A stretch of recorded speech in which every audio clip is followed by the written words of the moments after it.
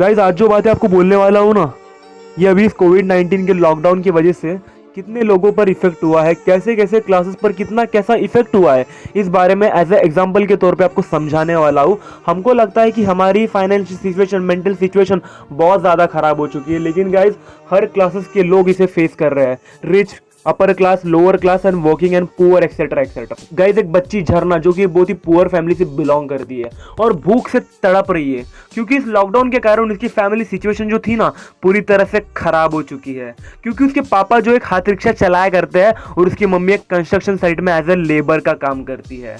Lockdown के कारण उनकी सारी इनकम बंद हो चुकी है। क्यों भाई, लॉकडाउन है तो कौन जाएगा, कौन उनकी रिक्शा में बैठेगा और 2 पैसे मिलेंगे और वो घर आकर खाना बनाकर खाएंगे। इतनी बुरी सिचुएशन में उसकी फैमिली जी रही है ना, वो सोच रही है कि मैं अभी खाना कहाँ से लाऊं। उसके पापा भी मतलब सोच सोच के पागल हो चुके हैं, क्योंकि उनके पास तो कोई बैंक बैलेंस नहीं है, पुअर फैमिली से बिलोंग करते हैं। झरना यही सोचकर बाहर चली गई कि मुझे अगर कुछ खाना मिलता है तो मैं भी खा लूंगी और अपने मम्मी पापा के लिए भी लेके आऊंगी। 2 घंटे रुकने के बाद एक एनजीओ वाले आते हैं और उसे कहते हैं कि ये ले बेटा, ये चावल का पैकेट है, तू इसे ले और अपने माँ बाप को भी खिला और तू भी कुछ खा ले।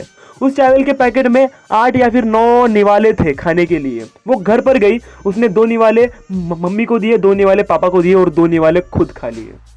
वो अपने पापा से कहती है कि पापा, हमारी सिचुएशन अगर पुअर नहीं होती, हम अगर लोअर मिडिल क्लास होते तो हमारी तकलीफें थोड़ी कम हो जाती।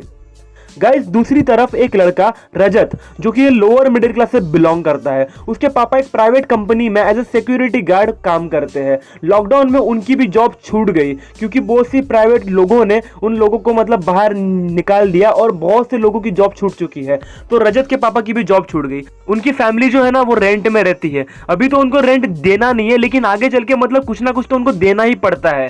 बहुत मुश्किल जा रही है, घर भी बहुत मुश्किल से चल रहा है। अभी अगर आज कोई सब्जी बनती है तो यार कल सब्जी बनेगी या नहीं, ये सोच सोच कर उनका दिमाग खराब हो जाता है। रजत इस कारण बहुत ज्यादा परेशान है। घर में जो दूध आता है ना, वो दूध भी अभी बंद हो चुका है, क्योंकि उसका भी पैसे मैनेज नहीं हो पा रहे। बजट पूरी तरह से इम्बैलेंस हो चुका है और ना ही उनके मतलब बहुत ज्यादा मतलब सेविंग्स है। जो थोड़ी थोड़ी सेविंग्स ही वही चल रही है। वो अपने पापा से कहता है कि पापा, हम अगर लोअर मिडिल क्लास की जगह अपर मिडिल क्लास होते तो हमारी सिचुएशन थोड़ी सी बेहतर होती, हमें थोड़ी सी तकलीफें कम होती। और गाइस तीसरी तरफ एक अपर मिडिल क्लास का लड़का तेजस, जिसके पापा एक एमएनसी कंपनी में एज ए मैनेजर की पोस्ट पर है। उसके पापा को अपना काम अभी घर पर बैठकर ऑनलाइन करना पड़ता है, लेकिन उसके पापा की भी जो सैलरी है ना 50% मिल रही है। सैलरी पूरी कट चुकी है, 50% सैलरी हाथ में आ रही है। काम तो वो उतना ही कर रहे हैं, लेकिन उनका जो मेंटल स्ट्रेस है, कंटिन्यू लैपटॉप में बैठना पड़ता है, वो काम बढ़ चुका है। मेंटल सिचुएशन पूरी तरह से मतलब खराब हो चुकी है, उसकी मम्मी की भी और उसके पापा की भी।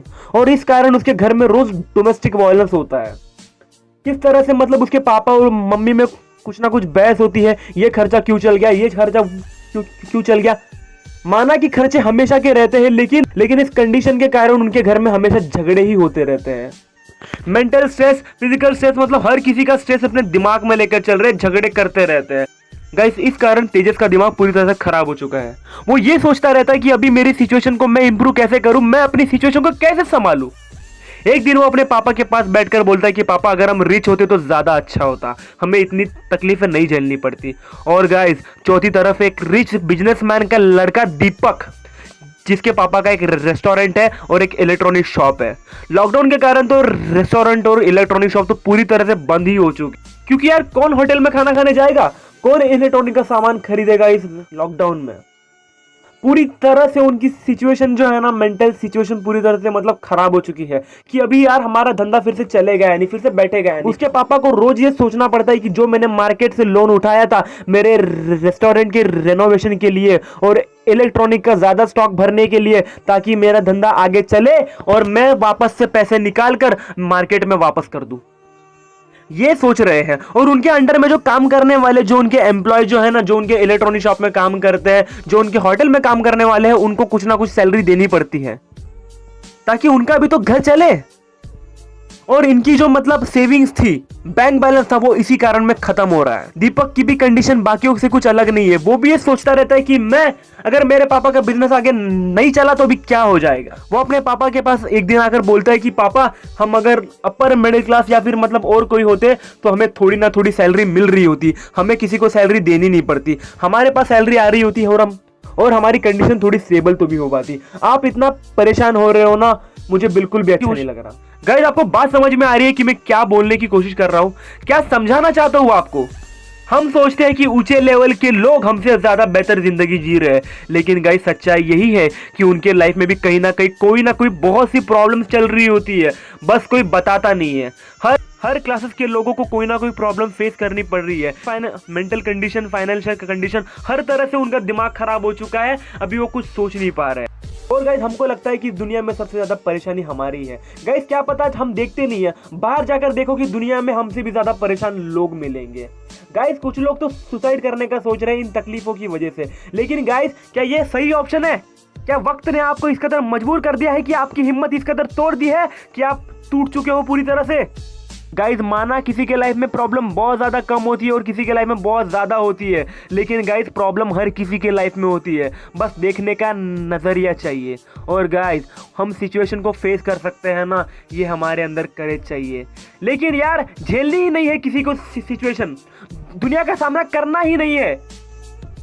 लेकिन गाइज, अगर आपको आपकी लाइफ में आगे बढ़ना है ना, तो साला वक्त आपको कितना भी सता ले, ये बोलने की हिम्मत चाहिए कि मैं कुछ करके ही दिखाऊंगा, इस सिचुएशन को मैं पार कर जाऊंगा और आगे चलकर कुछ बड़ा नाम कमाऊंगा। लेकिन गाइस, ये जो लाइफ है ना, हर किसी के साथ कुछ ना कुछ खेल कर रही है, बस हमें दिखाई नहीं दे रहा। इसलिए गाइस, अपने आप को बहुत ज़्यादा कमज़ोर मत समझो और हारा हुआ मत समझो। इसलिए गाइस, एक बात याद रखना, ज़िंदगी खेलती भी उसी के साथ है जो खिलाड़ी खेल जीतने की औकात रखता है।